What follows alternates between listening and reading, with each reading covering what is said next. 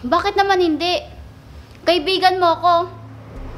At bakit ba galit na galit ka sa akin? Ano bang nagawa ko sa'yo? Sumagot ka, Hana! Dahil naiinis ako sa'yo, Abby. Alam mo kung bakit? Dahil inago mo sa akin si Chris. Siya ang gusto ko, Abby. Pero bakit sa'yo pa siya nanligaw? Hindi na lang sa akin. Oh, Hana, nandiyan ka pala.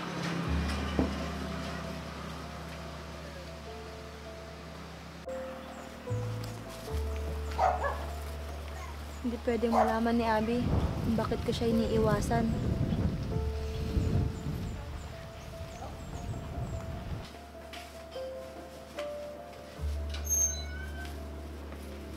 Oh, nabili mo na ba yung pinapabili ko, Hana? Apo, tita. Ito po, oh. Bakit parang may problema ka, Hana? Wala po, tita. Kamusta naman ang trabaho mo? Ayos naman po, tita. Sana pagbutihan mo na yung trabaho mo ngayon dahil mahirap nang maghanap ng trabaho sa panahon ngayon. Apo, tita. Sige po. Papasok po muna ako sa loob. Sige, pag-init mo na rin ako ng tubig para sa kape ko. Apo, tita.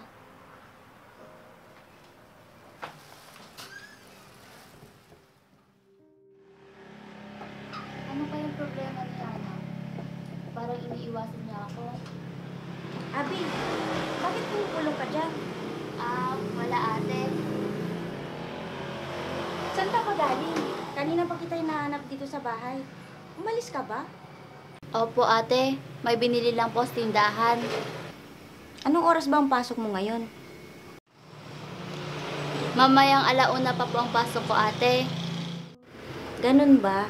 Sige, magluluto muna ako ng ulam natin para maaga tayo mananghalian. Sige po ate, maliligo na rin po ako maya-maya. Sige.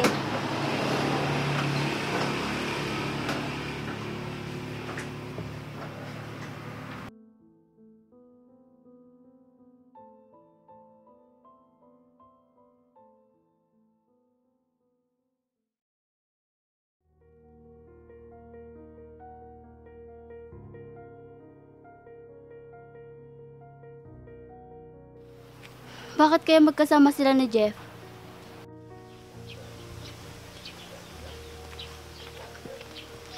Hana! Hana! Bakit parang ang lalim ng iniisip ni Hana? Ano kaya ang ginawa nila ni Jeff?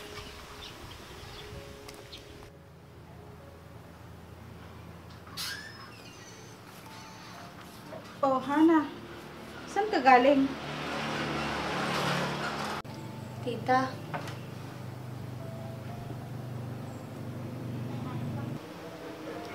Bakit? May problema ka ba?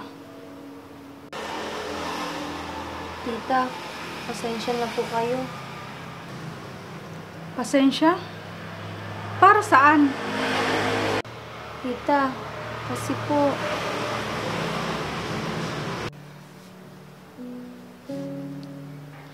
Kasi ano?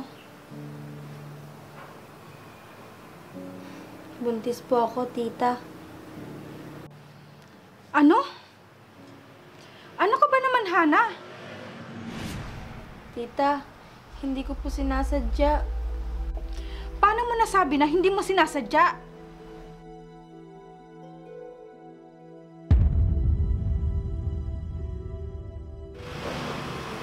Anong sabi ng kasintahan mo? Alam na po niya at nag-usap na po kami.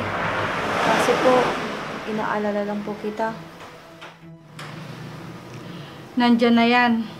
Ano pa bang magagawa natin kundi tanggapin? Hindi po ba kayo galit, tita? Nabigla lang ako. Total, nasa hustong gulang ka na rin naman.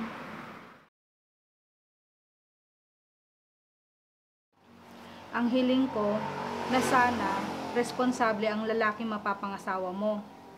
At ipangako niya sa akin na hindi ka niya sasaktan. Opo, tita. Mabait naman po siya sa akin. At mahal na mahal po niya ako. Bakit naman malungkot ka? Kasi, tita, May mahal po akong iba. Kaso, hindi po siya nanligaw sa akin. Ano? Eh bakit ka pumayag na may mangyari sa inyo ni Jeff? Dahil nung una po sana, tita, panakit-butas ko lang po sana si Jeff para magselos yung taong gusto ko. Kaso po, napamahal na din po ako kay Jeff. Nakasintahan ko po. Yun naman pala. Kaya ngayon, isipin mo na lang ang magiging anak niyo ni Jeff. Opo, tita. Salamat po sa pangunawa nyo. Oo naman. Pinangako ko sa nanay mo na hindi kita pababayaan.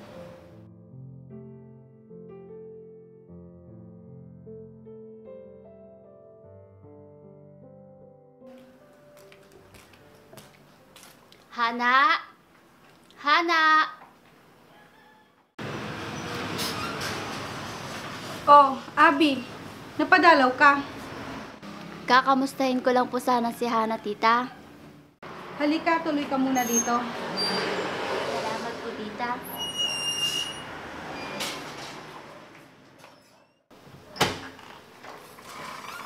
Maupo ka muna. Tatawagin ko lang si Hana. Sige po, tita.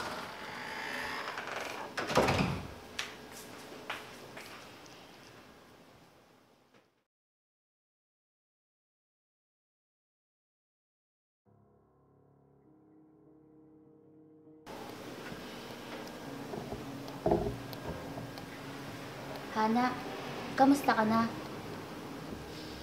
Ilang araw mo na akong hindi kinakausap ah. May problema ba?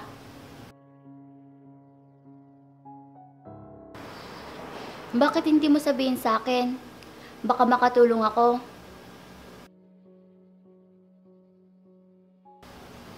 Parang hindi mo naman ako kaibigan, Hana.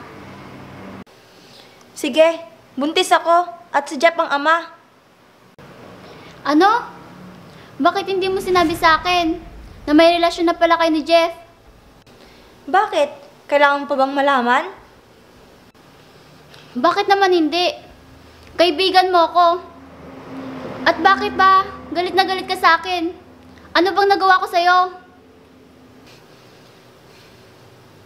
Sumagot ka, Hana! Dahil naiinis ako sa'yo, Abby. Alam mo kung bakit? Dahil inago mo sa akin si Chris. Siya ang gusto ko, Abby.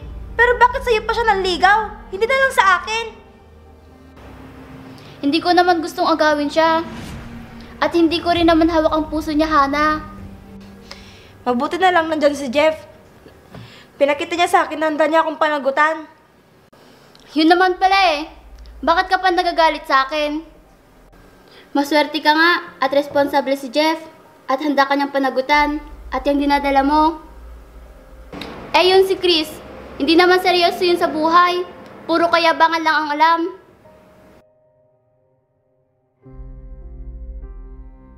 Kaya, mabuti na nga lang, hindi ko siya sinagot. Ha? Pasensya na, Abby, kung nagalit ako sa'yo, naniligawan ka ni Chris. Ano ka ba? Wala yon. Alam ko naman na gusto mo si Chris noon. Kaya, iniwasan ko na lang siya.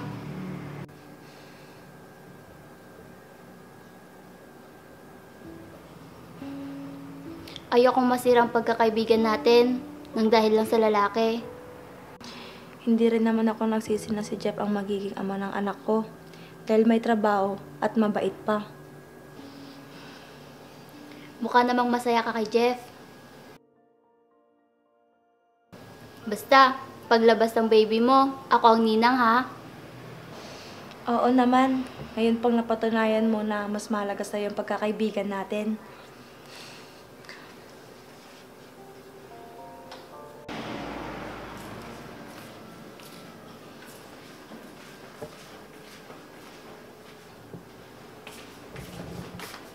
Mukhang nagkaayos na kayo.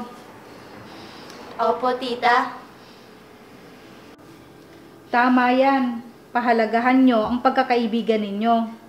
Hindi ko po ipagpapalit sa kahit sino man po ang kaibigan ko si Hana.